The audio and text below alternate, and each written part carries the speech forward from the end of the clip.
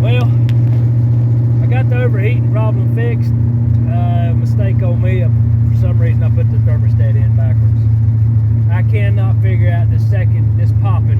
I don't know if the valve springs or if it's in ignition. I don't know. I ain't figured it out yet, but it runs. If you don't get on it, it runs like a champ. We'll do a little pull here. Y'all can probably hear it because it's loud.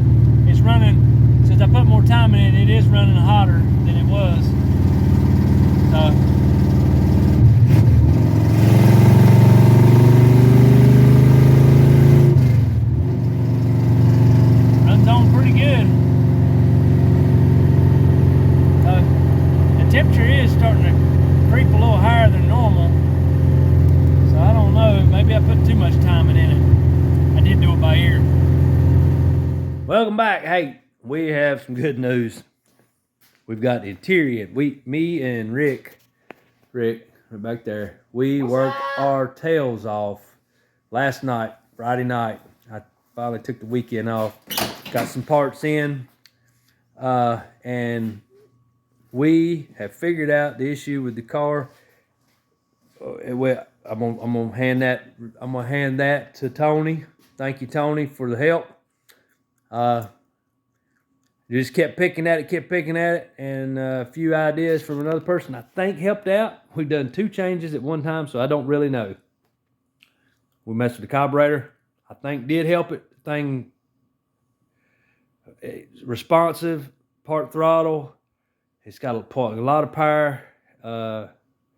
It had a plug power valve in the rear. I ended up putting the power valve in it and putting the jets back together the way it was, because I originally done a bunch of changes, didn't like it, so I went back from script to start, which worked better. Anyway, still had the popping when you get in the high, you get the higher RPMs. Come to find out, distributor, the springs in the distributor, one of them wasn't even doing its job. So we just swapped that one spring out, put it back together, and if anybody's messed with a Ford distributor, I guess 85 style ignition with the external modulator. Here, I'll show you that kind of distributor. That ignition box, this brand new ignition box, brand new coil, brand new distributor, brand new wires, brand new plugs. Thing kept popping and cracking. All it was springs in the distributor. eBay distributor. It's a good distributor. Just had bad workmanship putting it together. Actually, the distributor itself's good. Just stiffer spring. It wasn't. Yeah, we put a little stiff spring in it. Boom, works like a champ. Made it work like proper, like it's supposed to. All right. Another thing was, Rock Auto motor mounts. I would bring them in here and show them to you. I had to take them back out. I had to take them back out. They were, the rubber in them kept slipping. I mean, and the motor was sitting in there crooked. I mean, it had the transmission all jacked over, laying in the floorboard in the hole. The shifter's laying over against the floor pan. So we swapped out new motor mounts last night. put some polyurethanes under it. LMR, their SVE brand, and then I bought one of their the polyurethane transmission mount. Got that done, but the biggest, most exciting thing is the interior's back together. It's beautiful. I'm gonna show it to you. We worked our tail off last night with motor mounts. Today we worked on, we had some other stuff. We had to do a, what'd you call it, a mechanics hop?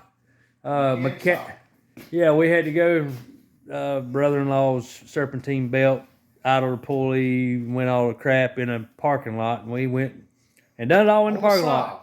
On a Saab. The worstest car that you can work on. Yeah, it was terrible. Anyway, let's get to the interior. I'm tickled pink.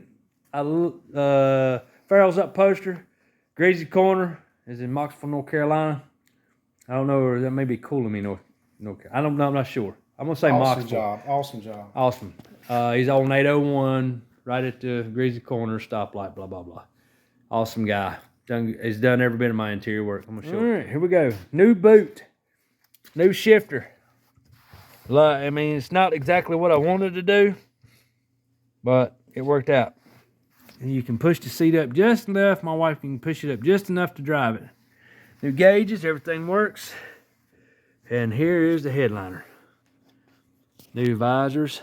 They're a little weak. I got to do some tightening on them somehow. I don't know. He didn't do that part, but I got to get me a lens. I forgot to order a lens. But that headliner is sharp. I love it. Looks good. It had an old vinyl headliner and it was falling down. It's got the cloth just like the Fox Body Mustangs. Beautiful, beautiful.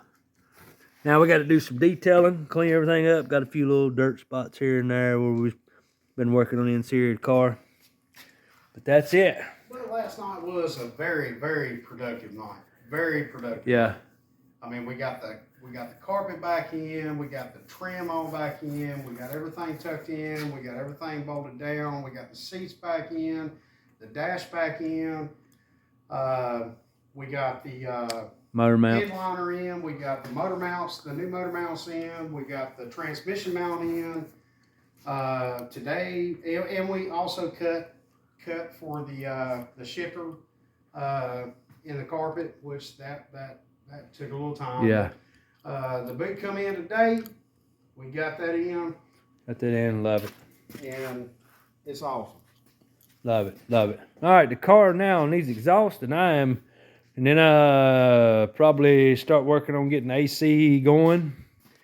I mean, because summer's going to be around the corner before you know it. And, hey, I get that done.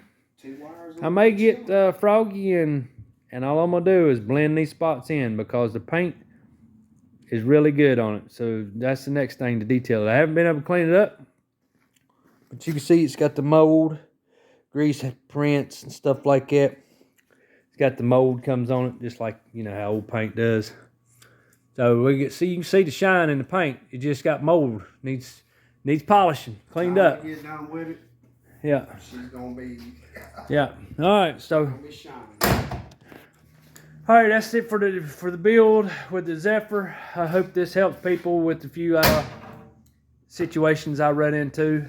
You know, putting the headliner back in these cars. I kind of showed you on a big videos way back, kind of how it comes out. You know, it screws. All the trim in this car screws up. Where Fox Bodies, it all snaps up. And I mean, there's some of it screws and some of it snaps. But anyway, hope it works out. I hope. If anybody else deals with it, helps them, they can use this video to go for. Motor, hope swapping out to a 5.0, how everything just pretty much interchanges. Hope it works out for everybody, and that's it for the Zephyr. We get a few other odds and ends done. I'll kind of give updates on it as we go. But right now, that little booger there is it's in the process of getting together, and you see the transmission laying on the table. And ladies and gentlemen, that is a mean machine, bro. We gotta fix the seal right here, the shift lever seal, shift linkage seal. All right. Well, Man. that's another video. See y'all later.